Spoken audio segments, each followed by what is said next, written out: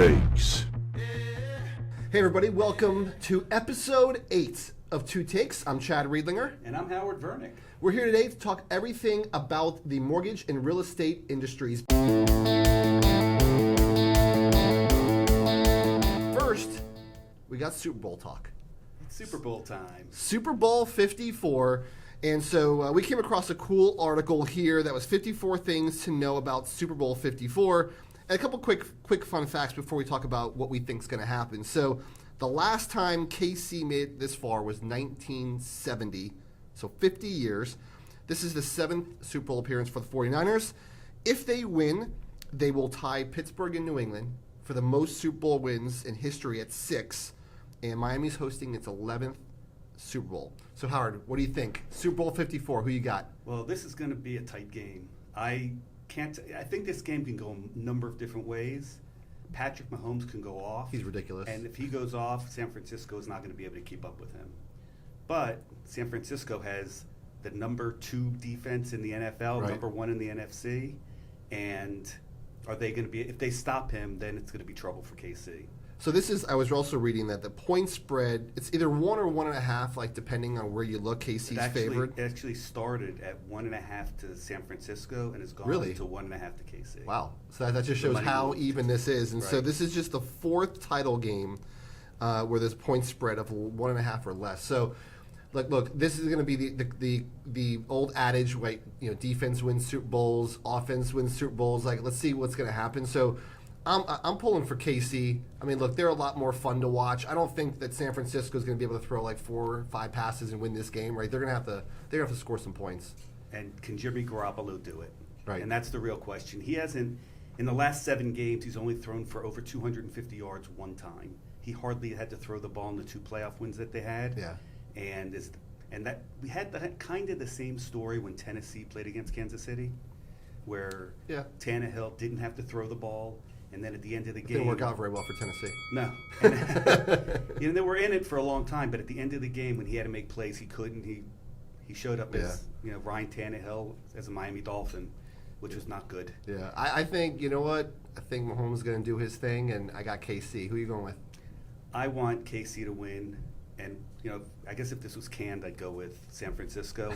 But Andy Reid deserves a Super Bowl. He's been coaching a long time, and this would just top off his career. All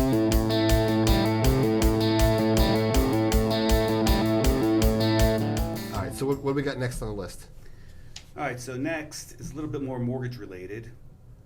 So I don't know how many of you were in the business after the mortgage crash, but they made they made this qualified mortgage rule, and they exempted FHA, VA, Fannie Mae, and Freddie Mac from having to keep their debt-to-income ratios under 43%. Right. So in 2021, that exemption is ending. So now everybody's scrambling to see what they're going to do, because obviously if you can't go over 43% on the debt-to-income ratio, it disqualifies a lot of borrowers. So what they're saying now, and this is from Kathy Kraninger, that she's proposing to Congress to extend the time of the exemption. Right. And after that, get rid of the qualified mortgage debt-to-income ratio of 43%. And they're looking at doing, different things with this, right? Looking at different variables and stuff. I mean, I think, look, if they get rid of that and don't replace it with something else, I mean, I just think that's going to disqualify a lot of home buyers, and that's just not good. I mean, I think I think we've entered into responsible lending, right? We're looking at things in a more responsible way than going back, prior to 2008. I just think that there's room out there. There's mortgage programs out there. There should be mortgage programs out there for people that where it just makes sense. Where even if their debt ratio is higher than 43%, that they should be able to borrow money. Well, this is the best book of business we've ever had. Right. So, and we go up to 50% on conventional loans and 56.99% on FHA. So I think the other factors are what are going to drive whether borrowers should be allowed to have the higher debt-to-income ratios. Right. How much reserves they have, where the money came from. Yeah, makes sense underwriting. Their credit scores. These are all things that the layered risk makes sure that's not there. And I think that the automated underwriting systems are doing a fantastic job of doing that. And I think they'll find a way to one way or another continue to lend to these people that should be able to buy homes. Unless they want to kill the housing market. Yeah, I don't think that's probably not on their docket, and nobody wants to be responsible for that.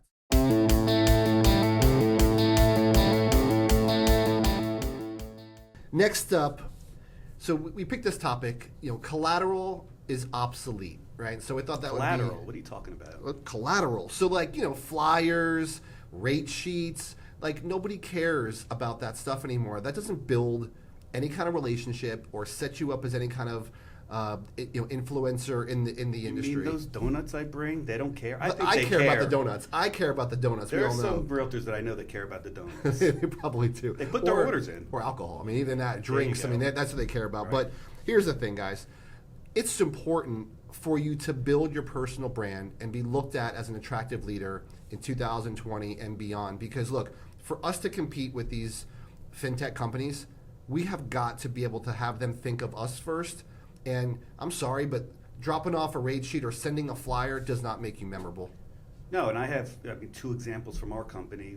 One of our loan originators has been in the business under 2 years and uses social media like crazy, shows her personal life, brings these realtors all kinds of cool stuff. She's vulnerable too, and that's what people connect with her. Yeah, and she did over $20 million last year.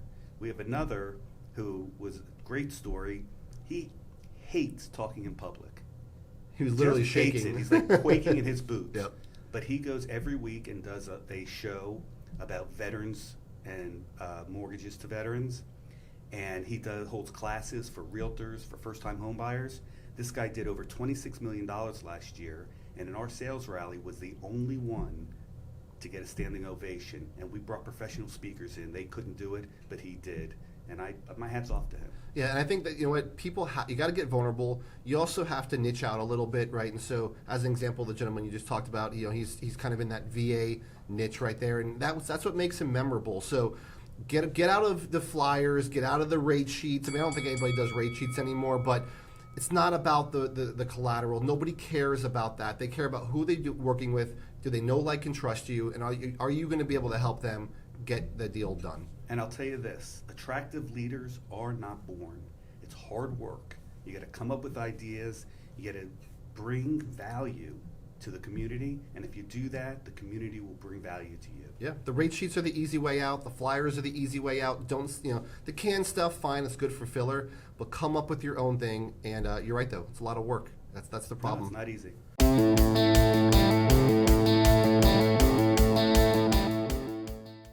So what's our last topic? This is gonna be a fun one. This is a Chad topic. Relationships are dead. I don't know about that. And it's an easy statement. It's an easy statement to make because the relationships are very difficult to develop and even harder to keep. But saying that is like saying marriage is dead because there's such a high divorce rate. You might agree with that.